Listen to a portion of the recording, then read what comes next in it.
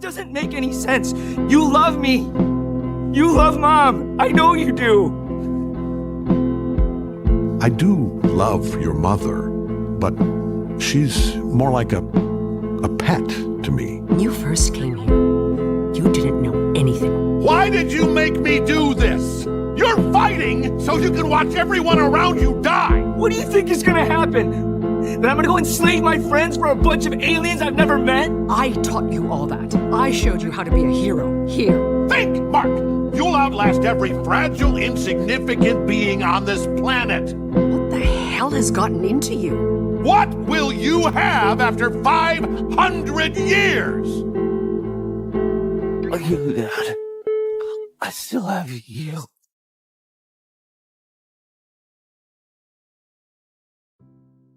As much as society may seem to imply otherwise, humanity's existence is quite a fragile one. We are a strange species, bipedal organisms that move slower than a butterfly and are weaker than most cats. You've heard the many stories of our great humans being easily murdered by sharks, elephants, gorillas, and many more creatures. If humans were forced to live amongst these beasts without the help of technology, there would be a lot less humans roaming this earth. And that's because humans are utterly weak in the face of the rest of the world. It is only due to our technology and innovation we're able to maintain hegemony over the animal kingdom. But without it, we are as good as helpless.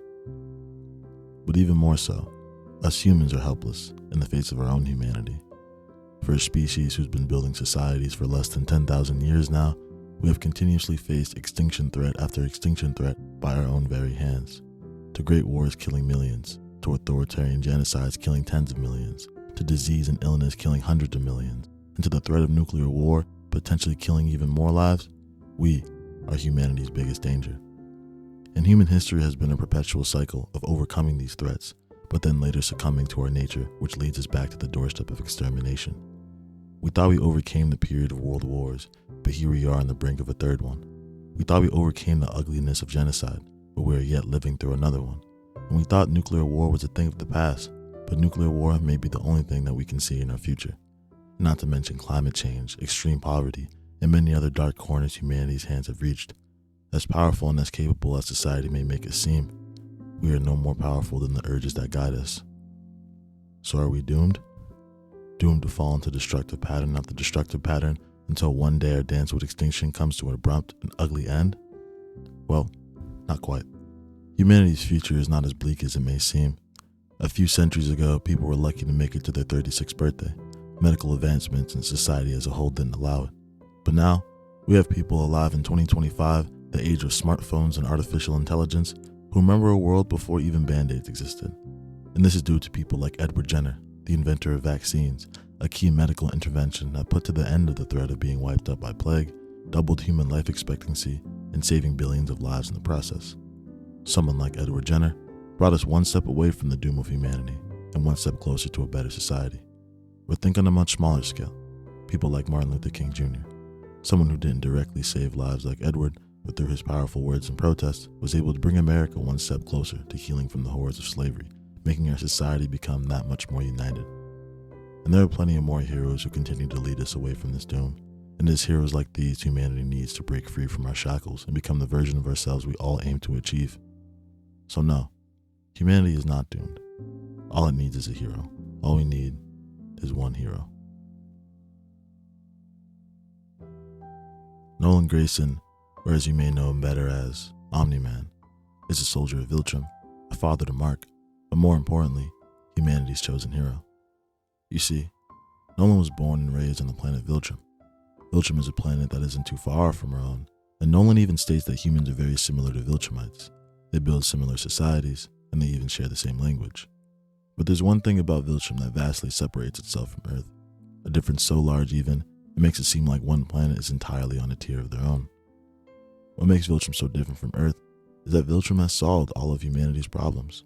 On Viltrum, there is no war, there is no poverty, there is no illness that is not curable, there is no genocide, there is no political unrest, and there is no chance of extinction by the fault of their own hands. In every sense possible, Viltrum is a society humans only can dream of being a part of. A planet where humans aren't constantly speedrunning their own extinction by their own very hands is a planet that only resides at the very border of our human imagination. But despite that, this planet exists. This planet is here, and Omni-Man has come from this oh-so-beautiful planet to help us humans here on Earth. So here he is. He has finally come. The hero. Someone like Edward Jenner? A hero. To give us more life. Someone like Martin Luther King? A hero. To bring us more closer to being united.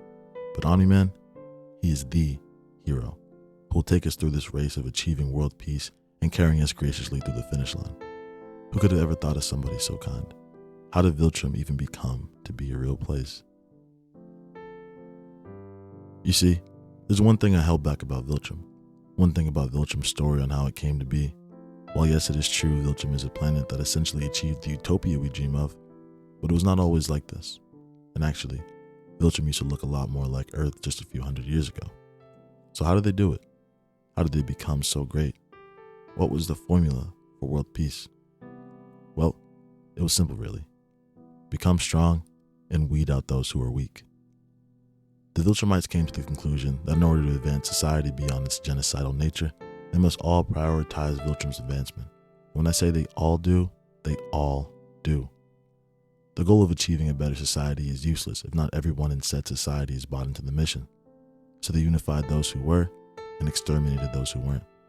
This obviously became a bloody conflict that lasted ages, but when the blood dried and the smoke cleared, what emerged of Viltrum was something truly powerful.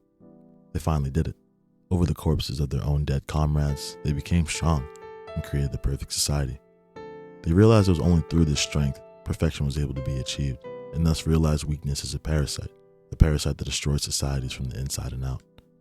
And once they achieved this violent perfection, it did not end there. Viltrum wanted to spread this newfound gospel of peace through strength and conquered every nearby planet and eventually became the strongest empire in the galaxy. So the formula for world peace was simple actually. Become strong, but most importantly, don't be afraid to get rid of those who are weak, even if they're your own comrades, because at the end of the day, it's all for the greater good of peace. A common theme amongst Viltrumites in the show is this drive to sacrifice whatever, whoever, for the greater good. And this philosophy is what guides them to take this dark turn into authoritarian rule. What first started out to be a mission to better society, rooted in kindness and a desire for more happiness, became a twisted crusade fueled by power and power only. But is this Viltrum way of life all bad? A planet like Viltrum is head above the rest when it comes to the societal advancement. Their technology is better, their medicine is better, and even their military force is better. By almost all objective metrics, Viltrum has become the most powerful, but more importantly, the best planet in the entire galaxy. If anyone here were granted a ticket to be a part of a world with these capabilities, they would take it in an instant. It beats being here on Earth, where corporations' insatiable greed for profit is ruining the ecosystem day by day to the point of extinction. It beats being here on Earth, where one side of the world has millions of kids dying from starvation and the other having so much food they are dying of obesity. Being on Viltrum beats living in a world where in the face of imminent extinction, we only care about racial division, maximizing profit, and maintaining hierarchies. The objective upgrade from Earth to Viltrum is so unfathomably massive. Does that not justify becoming an authoritarian government to do so? And secondly, is it not worth the lives ended, the families destroyed, and the weakness purged of? I mean, sure, the Viltrum War was bloody, and many lives were ended. But think about how many more lives would have died if they hadn't. Think about how many more Viltrumites would have died if they could have never achieved that perfect society. They didn't want to kill their own people. The rules of that are very strict, actually. But they had to make this crucial sacrifice to save lives. They had to make this sacrifice to save the world. And Omni-Man, one of Viltrum's strongest soldiers, brought this philosophy to Earth in order to save it from itself. And even if humans on Earth aren't strong enough to make this sacrifice, Omni-Man was. Omni-Man was there to save Earth.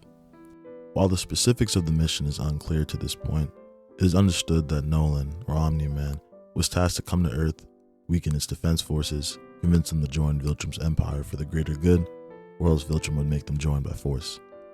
And it is on this mission where Omni-Man finds Debbie, someone he chose to procreate with so his Viltrumite son can help him with the goal.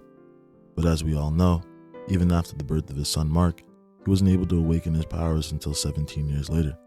So 17 years Omni-Man spent waiting. 17 years he spent cosplaying as Earth's crime fighter with the Guardians. 17 years he spent cosplaying as Debbie's loving husband. 17 years he spent cosplaying as Mark's beloved father. Or so we thought. Throughout the entirety of Invincible, It's constantly alluded to that Omni-Man has changed since when he first came to Earth, which honestly makes perfect sense if you take a look further. You see, this was the first time Omni-Man left Viltrum to live on another planet. This was the first time he was in constant contact with other species. This was the first time Omni-Man applied his philosophy of power and greater good to a planet outside of his Viltrumite bubble. But in this world, Omni-Man's obsession over strength and powerful backfired on him. At first, Debbie didn't even want to go on a second date with Nolan, because she could immediately tell he expected her to worship him for how strong he was. This was probably quite puzzling to Nolan, as his strength was something that he was unanimously praised for back home. But here, it doesn't seem all that important. Nolan had to learn quickly the ways to woo a woman so he could produce his Viltrum offspring, so he listened and he learned from what Debbie taught him about being a human. So when it's revealed of Omni-Man's cruel intentions at the end of Season 1, it's assumed that the Nolan we were introduced to in the very first episode was merely just an act, a product of Debbie's teachings. But take a look further. Was it really? The dates he went on with Debbie, the moments he shared with the son, the lives he saved, and the countless amount of times he's risked his life with the Guardians of the Globe. Was it all an act? Yes, playing the part of the husband superhero needs you to actually be those things, but did he have to be so good at it? His love life with Debbie was thriving. He's risked his life numerous times to save people. Is that a part of the mission? What may seem like a sociopathic tyrant, only fueled by completing his mission, upon a look further, is a person after 17 years of faking it, is someone who actually began to change. What resides in the core of this change in Nolan is in the climax of Season 1. As Omni-Man is beating Mark senseless, there's a brief pause where he recalls a flashback to one of Mark's baseball games.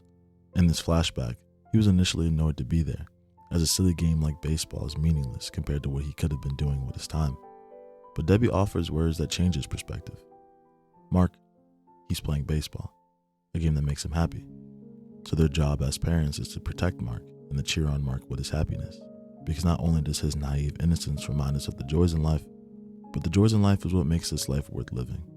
Sure, Nolan, you could be out there saving the world from aliens or terrorists or any intergalactic threat, and it would be what's best for humanity. It would have been what's best for the greater good. But right now, your son needs you. Your son needs you to feel happy, to feel connected, to feel love. So who's to say the greater good is more important than that? This shift in mindset caused Nolan to start enjoying the baseball game in the flashback, but more broadly, enjoyed the beauties of life more. Saving lives felt more fulfilling. Being a father felt more rewarding. And his love with Debbie felt more real. Placing value on things that warm your heart is to free yourself of the burden of placing value on things that don't. So for those 17 years, Nolan got to cosplay as a perfect superhero husband, and mostly because he had to, but partially because he enjoyed it. So Earth became his outlet to enjoy the wonders of life, and Mark taking so long to get his superpowers buys him just a little bit more time to feel like this. But as we all know, Mark got his powers, and his time was up. We only get to see Nolan the A+ dad and Nolan the A+ husband for only a few moments in the entire show, because as soon as we catch a glimpse of who Nolan used to be, Mark awakened his powers, his Viltrumite offspring came to be, and now he must carry out his mission he came to Earth for. Even from the exact moment Omni-Man knew about Mark awakening his powers, his shift in attitude was apparent. He became a much more stern parent to Mark and a cold and emotionally unavailable husband to Debbie, not to mention his immediate decision to ruthlessly slaughter the Guardians of the Globe, comrades he fought alongside with, and families he got to know intimately for 17 years now. As soon as Mark's powers awakened, it was almost like a flip switch in Nolan's brain, which made him focus on one thing and one thing only, Viltrumite conquest. And as we're meant to believe Nolan was hiding his true nature until the time came, there are subtle moments in the show that reveal Nolan's psyche to be a lot more complex than that, a lot more disturbed, a lot more conflicted. At the time of Mark's awakening, Nolan became a conflicted soul, battling completing his gruesome Viltrumite mission with now having the kindness and care for humanity that makes carrying out this mission feel disgusting. This is evident even as early as before Mark even became invincible. When training his son in hand-to-hand combat, Nolan punches Mark with all his power to help him prepare for what real battle will feel like. Not surprisingly, Mark is visibly hurt from a full power punch from one of Viltrumite's strongest soldiers. Nolan's decision to punch his son like that was undeniably a product of his Viltrum upbringing, that one of an importance on power and strength. Where Nolan's from, you cannot be weak, because weakness gets you killed. So when preparing your son for the real world, you must not pull back your punches, because the rest of the world will not. But clearly, His son was not aware of this Viltrumite way of living and was caught off guard by his punch and was visibly distraught. While the old Nolan may have not even blinked at the sight of his son being hurt, the new Nolan, even for a fraction of a second, became visibly disgusted with himself for bringing all of that pain onto his son. He then apologized quickly and ended their training session. Is Nolan still the Viltrumite father he once was? Well, the answer to that was hidden in plain sight and can be seen in Nolan's interaction with Debbie immediately after the ordeal with the son. Up until this point now, Debbie has been picking up on the changes in Nolan's mood and general reluctancy to intimacy. So when she calls him out for why he's acting so strange since Mark got his powers, he says because he wasn't ready for it. Mark getting his powers changes things. And sometimes he thinks that their lives would be better if Mark never got them. What at first watch seemed like a concerned father protecting his son from the superhero world, at second watch seemed like a lying sociopath trying to conceal his true natures of taking over Earth. But on the third watch, when hearing Nolan saying these words with the entire show's context up to this point, it becomes crystal clear. Nolan actually did think his life would be better off waiting on Mark's powers, because that means he can continue to be the loving husband and father he now desired to be.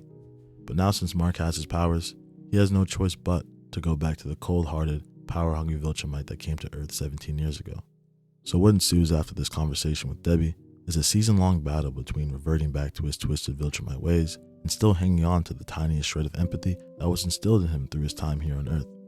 But of course, countless years of Viltrum programming far outweighs the 17 years spent on Earth, so the battle is a lot more subtle, not as apparent, with the Viltrum side seeming to be winning greatly. And while that is true, that tiny shred of heart Nolan has still remains, as seen by the finale of Season 1. When he finally gets a hold of Mark and reveals their plans for taking over Earth, Mark understandably rejects his plan and the reasoning behind it. This erupts into a large and gruesome conflict which resulted in the lives of hundreds, if not thousands, with one side pleading his father to show the tiniest bit of regard for humanity, and with the other side stubbornly trying to show his son how fragile and unworthy of value humans are. But why did Omni-Man kill all of those people? Is he really that evil? Why did he go so hard to try to prove that humans were meaningless? Upon further examination, Omni-Man didn't have to kill all of those people and make his son watch. And furthermore, he didn't have to beat his son near to death to try to convince him to join his cause. And that was because deep down, he knew Mark wasn't going to change. He knew Mark will always side with humanity, because after all, he is Debbie's son. Mark's fundamental care for human life is something that's almost genetically ingrained in him, as Mark is a product of a planet that values such, values Nolan secretly wishes were instilled in him. So why did he do it? Why did he kill all of those people then? If Mark was never going to see humanity as useless, why did he do it? Well, it's because Nolan, after spending 17 short years on Earth, now feels the same way deep down. When he killed all of those people, he beat his son near to death, all because he was trying to convince himself that humanity isn't useless. It was the only solution to the season-long conflict he has had with his Viltrum side and his new human side.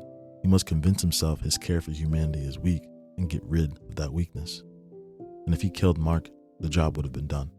He would have killed his only son, and with it, the weakness that resided within his heart that made him care for these low-existent species. But it was ironically, his son's words is what stopped him. His son's words of even after 500 years and after everything he knows and loves is gone, what will still be alive is the love he has for his father. It was these words exactly is what brought this internal war with his emotions immediately to the forefront of his mind. And after seeing his bloodied and mangled son before his eyes and realizing how much death and destruction he's caused, he left Earth, and with him, the Viltrumite mission.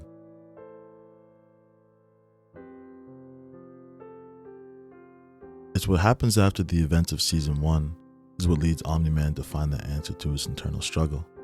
After leaving Earth, feeling utterly lost and without purpose, disappointed in himself for not being strong enough to kill Mark, but more importantly, hating himself for causing so much pain, as he now feels like the very thing he set out to destroy. Where did he go wrong? Why does he feel like this now? For so many years, Nolan's been raised to be this soldier to fight tooth and nail to protect the greater good, but now he's abandoned that mission to protect the life of one half-human who will probably die anyways in the soon-to-be Viltrumite invasion. What was he missing? It's an understatement to say that this identity crisis was agonizing to Nolan, as it led him to feel like his life was now without purpose, since he abandoned everything that made him, him. And this pain reached its climax when he tries to fly into a black hole, effectively ending his own life. But it is in this vulnerable moment is when all of this chaos started to make sense to him. When he sees those Thraxans flying towards their death, he instinctually saved them. Even though the expression on his face was that of emptiness and depression, he still made sure those Thraxans made it back to safety, even though he was planning to end his own life shortly after. And this action alone was everything Nolan needed to know to understand the answer to his inner plight. You see, even though Viltrum's methods to save lives were brutal and authoritarian, the desire to save lives, however, is that of a noble one. And even though it may not seem like it, every Viltrumite wants to see the world at peace, just like we do. It's just that their methods of achieving said peace is the exact opposite of peaceful. But this is what they feel like they had to do in order to ensure they achieve their perfect society. Something as grandiose and as massive as creating the perfect society has to come at a cost. You don't get there for free. Sacrifices have to be made. Lives will have to be altered in order to become something truly great. They were willing to go as far as giving up the lives of their own people. And it's not like this is a sacrifice that enthralled them. Viltrumite on Viltrumite violence is something that's looked down upon in that world. So it just shows you how strong the desire was for peace. They are willing to go against a fundamental tenet of their society, and this strong desire has been passed down from generation to generation, and was instilled in Nolan to take to the rest of the galaxy, the idea that you must be ready to sacrifice anything if it's for the greater good of society. But that's the thing. Is it okay to sacrifice everything? Is the countless slaughter of lives really worth the future lives who will be saved? What about their life? What about their families? What about their ability to enjoy the beauties of life? Is it fair to rip that away from someone to protect a future society they'll never see come to fruition? The answer is no. It is not fair. That's why Nolan saved those Thraxans. That's why Nolan didn't kill Mark. And that's why Nolan wished he could have stayed on Earth for just a bit longer. Because he realized that life is precious. And that's enough reason as any to make sure he does what he can to protect it. Sure, lives can also be protected by the Viltrum way. But the Viltrum's greater good philosophy doesn't even take into consideration the cost of taking lives, only concerned with the outcomes of it. This way of thinking slowly eats away at your personhood and sense of kindness, as you no longer regard life. You no longer care for people's ability to enjoy life. And that's why Viltrumites feel so vile every time they appear on the screen. These are people who are fallen so far from the noble mission to save the world and became a dark, nasty, and power-hungry excuse for a hero. But Viltrumites are no heroes, because heroes save lives. And in order for you to save lives, you must first care for lives. And while Nolan Grayson was no hero here on Earth, with the years he spent in the loving arms of Debbie and in the loving eyes of Mark, he was able to chip away at that toxic philosophy instilled in him for so long. And with this newfound revelation, maybe now Omni-Man can become a beacon of hope, and finally, and empathetically, save the world. Thank you.